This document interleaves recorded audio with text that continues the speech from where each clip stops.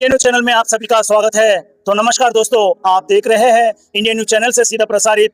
मैं हूं आपका अपना शांति कुमार गिरमिल्ला, चंद्रपुर जिला रिपोर्टर। जैसा कि यहां पे देख सकते हैं, बल्लारपुर क्षेत्र के अंतर्गत आने वाले गौरी कॉलोनी में यहां पर श्री भागवत कथा का यहां पर आयोजित की गई है।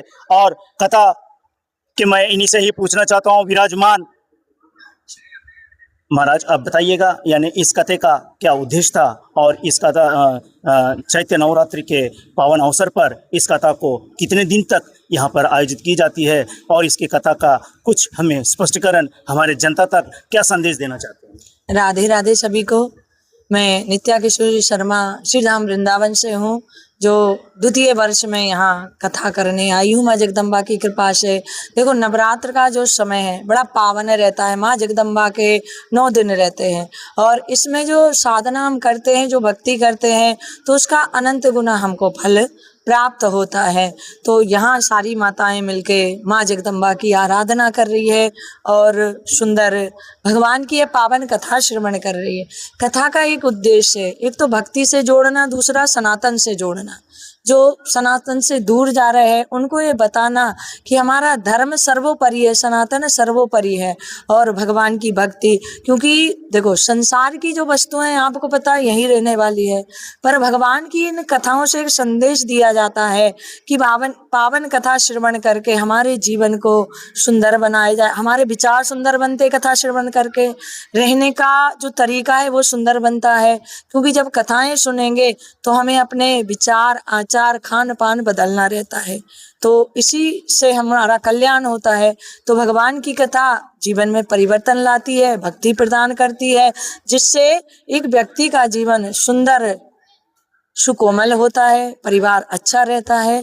चैत्र नवरात्रि के इस पावन अवसर पर जो 9 दिन का जो कार्यक्रम जो आयोजित की गई है, इसके ऊपर में आप क्या बताएं। ये 9 दिन का जो कार्यक्रम है बड़ा ही सुंदर है। माँ जगदम्बा की 9 दिन की भक्ति है। अब यहाँ मंदिर प्रांगण है, माँ भवानी विराजमान है, तो 9 दिन क्या है, यहाँ एक उत्सव मनाया जाता है। और कहा है कि जहाँ भगवती का मंदिर हो, चैत्र नवरात्रि का विशेष उपाय है साधना करना। आप जितना भवानी की साधना करोगे उतना ही आपको फल प्राप्त होगा। तो इन दिनों किया गया कर्म, चाहे कथा हो, भागवत हो या कोई और भी हो, अनंत गुना फल प्राप्त होता है। तो इसलिए सारे भक्त मिलकर भगवान की पावन कथा श्रवण कर रहे हैं और मैया के उत्सव मना रहे हैं। प्रथम दिन से अंतिम दिन तक जो पूजा अर्चना जो होती है, जो कलश यात्रा जो निकलती है, उससे अंतिम दिन तक, और अंतिम कहाँ तक होती है उसका पूरा वर्णन। जी बिल्कुल। प्रथम दिवस हम माँ भवानी के लिए घट स्थापित करते हैं, ज्योत जलाते हैं। अब ज्योत का जलाने का क्या उद्देश्य है? ज्योत इसलिए मंदिर में जलाई जाती है, माँ भवानी के मंदिर में हम ज्योत जलाते हैं तो प्रकाश होता है, आपने देखा होगा।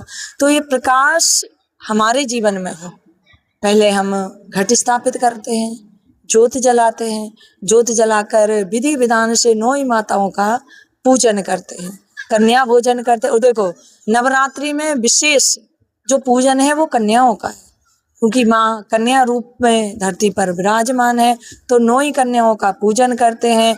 इसके बाद और देखो, नवरात्रि का एक विशेष है, सब लोग व्रत भी रखते हैं। पर काय भैया, अगर 9 दिन ना रख सके तो 3 दिन जो विशेष है, सप्तमी, अष्टमी और नवमी, ये 3 दिन आप जो पूजा होती है माँ की विशेष, वो पूजा करो, व्रत रखो, तो 9 दिन का आपको फल प्राप्त होता है। लीजिएगा, जैसा कि यहाँ पे हमें जानकारी प्राप्त हुई है कथावाचिका के माध्यम से, जैसा कि बल्लारपुर क्षेत्र के अंतर्गत में जो भगवत गीत का यहाँ पर जो आयोजित की गई है, इसमें पूर्ण तरीके से प्रथम दिन से और अंतिम दिन तक जो 9 दिन का जो ये कार्यक्रम होता है, और 9वें दिन तक इन्होंने जिस तरीके से यहाँ पर आयोजित कर यहाँ पर किस प्रकार का यहाँ पर पूजा अर्चना के साथ होती है, और इन्होंने अपने वाक्य में कहा। मैं मेरे कैमरामैन दोस्त के साथ मैं Shanti Kumar गिरमिल्ला, Indian news channel से।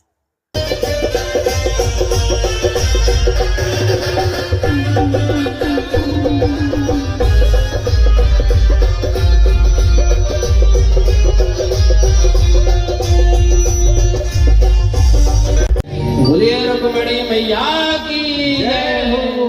तत्पश्चात भगवान श्री श्री कृष्ण माता रुक्मिणी के गले में माल्यार्पण करें।